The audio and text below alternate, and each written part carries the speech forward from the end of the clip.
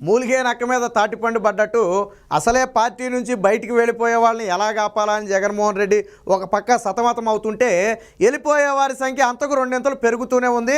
YCP పార్టీలో ఇప్పటి వరకు నా బిరి దాటారు, నేను చెప్పిన మాటే వేదంగా భావిస్తారని జగన్మోహన్ రెడ్డి ఏదైతే ఒక తన అహంకారాన్ని ప్రదర్శించాడో ఆ అహంకారానికి విరుగుడు ఇప్పుడు 2024 ఎన్నికలకు ముందైతే కనపడుతుంది. తాజాగా వైసీపీ మచిలీపట్నం ఎంపీ వల్లభనేని బాలశౌరి పార్టీకి రాజీనామా చేయటం అనేది వైసీపీలో పెను ప్రకంపనలు సృష్టిస్తుంది. ఆళ్ల రామకృష్ణారెడ్డి దగ్గర మొదలు పెడితే, కాపు రామచంద్రారెడ్డి దగ్గర మొదలు పెడితే నేడు బాలశౌరి వరకు అన్ని జిల్లాలలో అనేక మంది కీలక నేతలు రాజీనామాలు చేస్తున్నారు.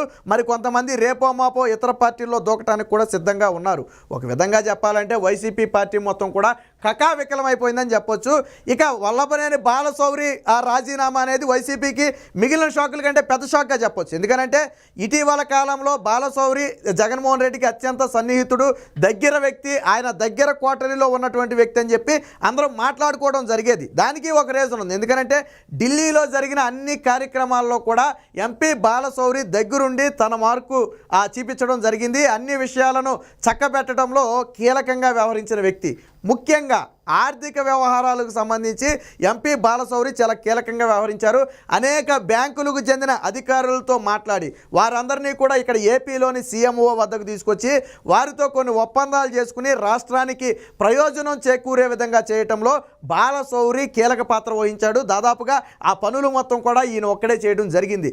దీంతో జగన్మోహన్ రెడ్డికి కూడా బాలశౌరి మీద ఒక రకమైన మంచి ఇంప్రెషన్ ఏర్పడింది. మళ్ళీ తరువాత ఏం జరిగిందో మనకు తెలియదు, కానీ బాలశౌరికి టికెట్ లేదనే వాదన గత కొద్ది రోజుల నుంచి కూడా సాగుతుంది.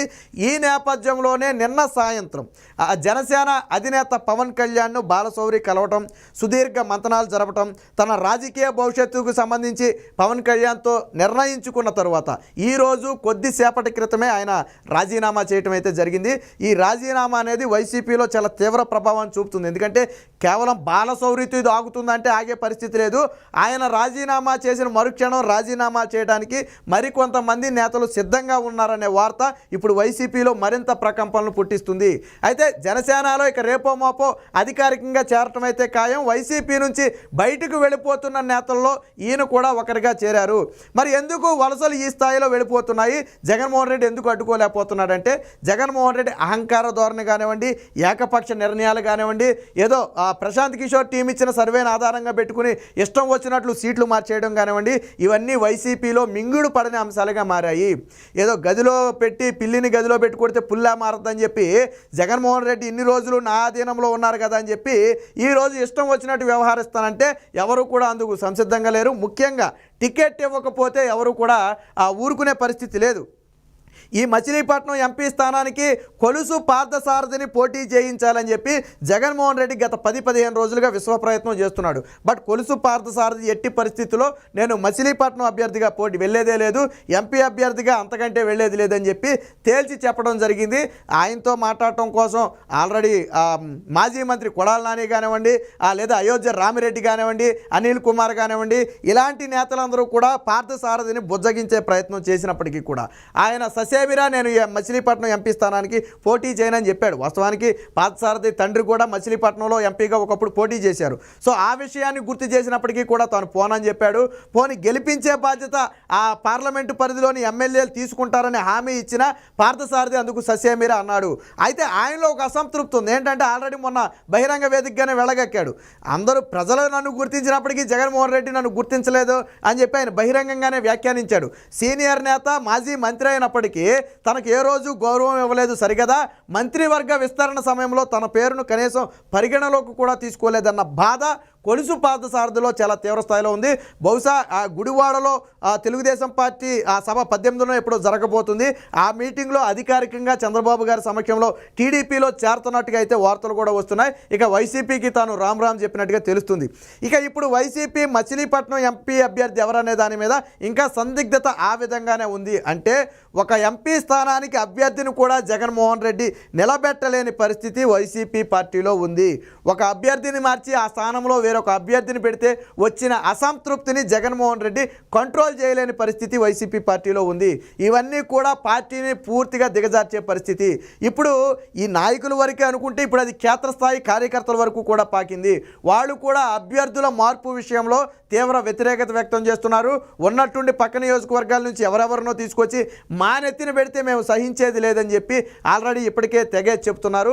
పెనమలూరులో ఆల్రెడీ జోగి రమేష్ విషయంలో ఈ ఘటన ఆల్రెడీ ఎదురైంది. సో ఇది అధిష్టానానికి ఇదొక తలనొప్పి. ఒక పక్క అభ్యర్థులు ఎవరైతే పార్టీ నుంచి కీలక నేతలు వెళ్ళిపోతున్నారో వాళ్ళని ఆపాలా, క్షేత్రస్థాయిలో కార్యకర్తలను శాంతింపజేయాలా, లేదా కొత్త అభ్యర్థులను ఎత్తుక్కునే పని చేయాలా? సో వైసీపీకి ఒకటి కాదు రెండు కాదు నలుమూలలా కూడా ఆ సమస్యలు అనేవి చుట్టుముట్టాయి. దీంతో జగన్మోహన్ రెడ్డికి పూర్తిగా నిద్ర కూడా పట్టని పరిస్థితి అయితే ఏర్పడింది. ఏది ఏమైనా జగన్మోహన్ రెడ్డికి అత్యంత సన్నిహితుడు. పైగా రాజశేఖర రెడ్డి టైంలో కూడా ఈ బాలశౌరి ఎంపీగా చేశాడు. కేవలం జగన్మోహన్ రెడ్డే కాదు, ఆ రోజు నుంచి కూడా వైఎస్ ఫ్యామిలీతో కొంత ఆ అనుబంధం ఉన్నమాట వాస్తవం.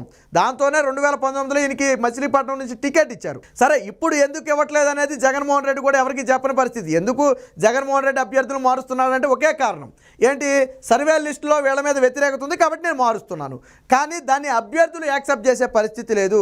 అలా మార్చుకుంటూ పోతే ముందు జగన్మోహన్ రెడ్డినే మార్చాలి, మమ్మల్ని కాదు అని చెప్పి ఆ నేతలు బహిరంగంగానే విమర్శలు చేస్తున్నారు. ఏది ఏమైనా ఇప్పుడు మచిలీపట్నం ఎంపీ బాలశౌరి రాజీనామా అనేది వైసీపీలో పెను ప్రకంపనలు సృష్టిస్తుంది. ఇది ఎక్కడితో ఆగే పరిస్థితి అయితే కనపట్లేదు. ఆల్రెడీ ఆళ్ల రామకృష్ణారెడ్డి దగ్గర మొదలు పెడితే నేటి వరకు కూడా ప్రతిరోజు ఎవరో ఒక నేత బయటికి వెళ్ళిపోవడమే తప్ప లోనకు వచ్చేవాళ్ళు అయితే ఎవరో కనపట్ల. నిన్నగాదు కేసీనేని నాని మాత్రమే వైసీపీ పార్టీలోకి వెళ్ళారు. అంటే అటు నుంచి 20-30 మంది నేతలు వస్తే ఇటు నుంచి కేవలం ఒక నేత మాత్రమే వైసీపీలోకి వెళ్ళారు. అంటే అది మునిగిపోయే నావని తెలిసే అందరూ బయటపడుతున్నారు. అదే కోవలో ఇప్పుడు బాలశౌరి కూడా తన రాజకీయ భవిష్యత్తు ఒకసారి ఆలోచన చేసుకునే పవన్ కళ్యాణ్తో సుదీర్ఘ మంతనాలు జరిపి ఆయన బయటకు వెళ్తున్నాడు. బహుశా రేపో మాపో జనసేనలో కూడా చేరే అవకాశం ఉంది. మరి మచిలీపట్నానికి ఎవరిని అభ్యర్థిగా పెడతాడనే విషయం ప్రస్తుతానికి సస్పెన్స్లో ఉన్నప్పటికీ కూడా వైసీపీలో మరి జరుగుతున్న ఈ దూకుళ్ళు కానివ్వండి, లేదా వైసీపీ నుంచి వెళ్ళిపోతున్న ఆ నేతలను కానివ్వండి, జగన్మోహన్ రెడ్డి ఏ విధంగా అడ్డుకుంటాడు, ప్రతిపక్షాలను ఏ విధంగా ఢీకొంటాడని తెలియాలంటే మాత్రం వేచి చూడాలి.